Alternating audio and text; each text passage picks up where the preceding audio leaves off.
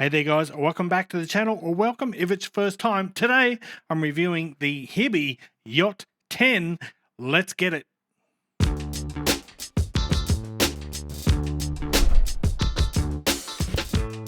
What's cracking, audio fans? It's David here from Prime Audio Reviews. Big box confirmed. Yes indeed. Nope, I almost put the box aside, but I have to show you something. It's not the easiest box to open up. It's not the worst, but let's have a look because I want to show you this lovely case. Have a look at that. So yeah, faux leather, of course, protein leather, but it's a really lovely case. Oh, and by the way, large or extra large ear tips confirmed. Thank you, HiBy. I'm not sure if I'm saying that correctly. HiBy. I guess my Chinglish needs some work. Let's have a look at the IMs. By the way, these are $129 US, and inside we've got a single dynamic driver, and that would be a 10mm magnesium aluminium diaphragm dynamic driver with this cyberpunk or mecha styling, which I think looks superb.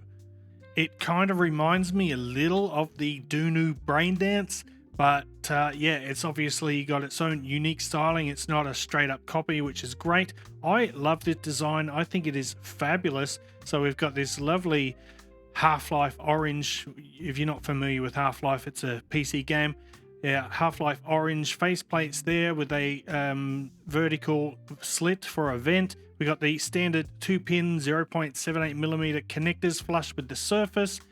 Pretty average in terms of size, not too big, not too small, with a good nozzle length, and overall the build quality feels fantastic. These are very comfortable too. I can wear these literally all day long without issues. So let's now have a look at the cable, which looks like this. And right up, I love the way the sleeve on the plug here and the Y splitter matches the color of the faceplates perfectly. This is a modular cable, by the way, so simply by unscrewing this sleeve here, you can pull that out. Standard 4-pin socket there, connection, and of course you get the 4.4mm balanced and a 3.5mm balanced termination. Lovely cable. Let's come back to the IMs and talk about the sound. One more thing before we start on that though. HiBy is known primarily for their DAPs or digital audio players like this R6 III here, review coming soon. But yeah, they are continuing to grow their arsenal of in-ear monitors or earphones and accessories. So they're branching out, which is pretty exciting stuff. But anyway, on with the sound. So the Yacht 10 here, it's got a warm, smooth, and a natural sound signature with a bit of a focus on musicality. It has a slightly enhanced mid-bass and upper bass, which adds body and richness and creates a full yet a balanced presentation. The mid-range is nice and lush and inviting with warm, laid-back vocals that feel intimate and effortless to listen to. And we've got a slightly softened treble that ensures it's a non-fatiguing experience with well-timed decay and preserved lower harmonics, which enhance the natural flow of the music. So overall, it's a rich, cohesive sound. It's easy to listen to. It's not fatiguing. It's very musical and organic. Graph. Now let's talk about the bass a bit more. So the bass is mildly elevated in the mid-bass and sub-bass, which gives warmth and richness to the mid-range. Now that bass adds fullness and body, but it doesn't disrupt the overall tonal balance, and it remains reasonably close to neutral in quantity. So bass notes have nice clean attacks, good definition, which ensures clarity and gives it enough impact and warmth to enhance the depth in the sound. The sub bass is deep and powerful. It can get a pretty nice rumble going on, and there's plenty of punch in the mid bass.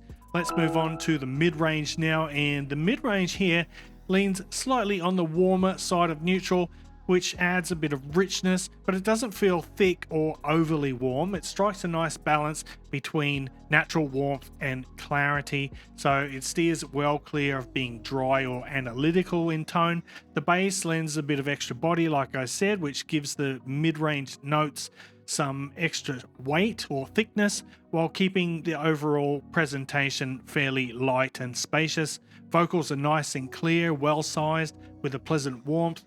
Male and female vocals are slightly relaxed in the mix, but they've still got good articulation, especially in female vocals, which sound sweet and emotive, and male vocals retain just enough warmth to sound natural. And then when we get to the treble is nice and smooth, it's fairly refined, which contributes again to that overall warmth. Instead of an aggressive or overly bright treble, it works seamlessly with the mid-range, which gives a little extra clarity without dominating the sound. It's not forward in the mix. It's well integrated and cohesive. It's nice and balanced with the bass and the mid-range. It doesn't call too much attention to itself, in other words. And the upper treble has a soft touch again. It delivers pretty good detail, but in a more laid back manner. It's not really a sparkly or super precise treble, and while it might not be the most precise, it does have a nice rhythm. It's got good extension, and it provides plenty of air without overreaching or sounding forced. Lastly, for soundstage and technicalities, we've got a well-balanced soundstage with average width and depth. It's got a little bit of height in there as well, so it's not a huge soundstage, but it is not cramped or congested either. It's positioned neutrally without pushing, vocals too far back or too forward. And although it's not a particularly expansive soundstage, its separation and layering are impressive. So, instruments can occupy their own distinct positions within the soundstage. The imaging is nice and precise. It gives the sound a solid and grounded feel, which contributes to a cohesive and clear presentation with good positional cues.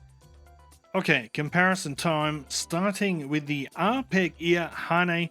Beautiful looking IEM. This one's all resin shells or acrylic compared to all metal for the Yacht 10.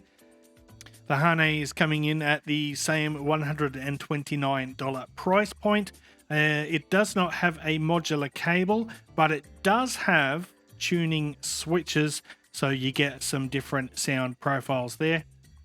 But for the sake of my sanity and time available, I'm just only going to compare with the switches in the default or 0000 position, which means all switches down or off.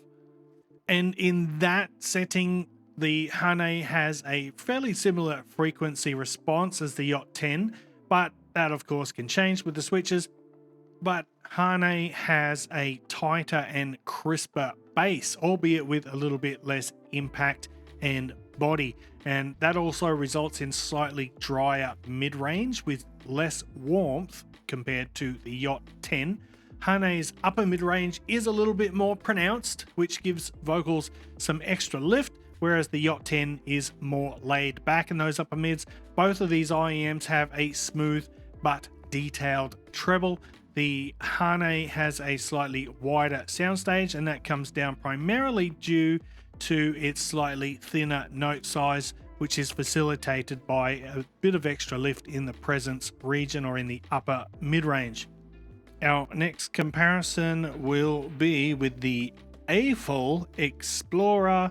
Now, the Aful Explorer is $119 US, so it's coming in $10 less than the Yacht 10. Again, this has acrylic shells, and it is another stunning looking IEM, very pretty.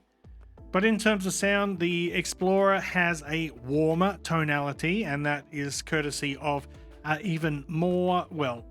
significantly more elevated sub bass or bass in general. It also has a smoother treble. Now, that extra sub bass extension gives it a deeper rumble, obviously, while the more subdued upper mid range and treble facilitate that darker tone.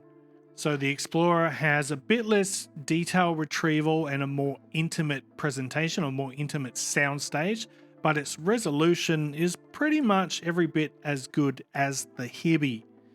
So if you're into bigger, want sort of bigger, more impactful bass, the Explorer would be the one for you. But if you're looking for something a bit closer to neutral, a little bit more balanced, then the HiBy 10 might suit you better. But to sum up, the HiBy Yacht 10, look, I think this is a great IM.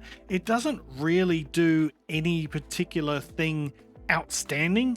It's pretty kind of average across the board, but at the same time, it doesn't really do anything wrong.